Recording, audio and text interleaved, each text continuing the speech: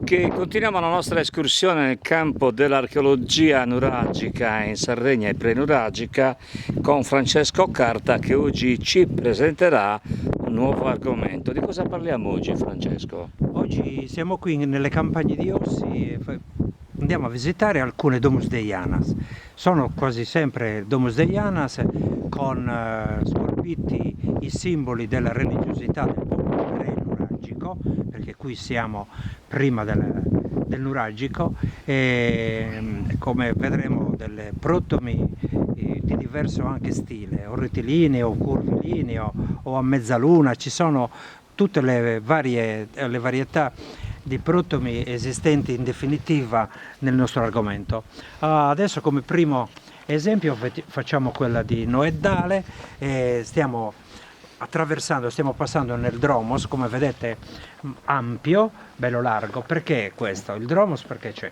Il Dromos lo si deve realizzare perché dobbiamo andare in una domus che è costruita non in uno sperone, in un roccione esterno, ma sotto l'orizzonte, per cui dobbiamo raggiungere una certa profondità. Per cui arriviamo a questo dromos, abbiamo sopra un padiglione, come vedete questa parte che copre l'ingresso vero e proprio, abbiamo un portello molto elaborato con vari rincassi e gradini sul davanti, con fasce con lesene tutto attorno sulle pareti a destra e a sinistra.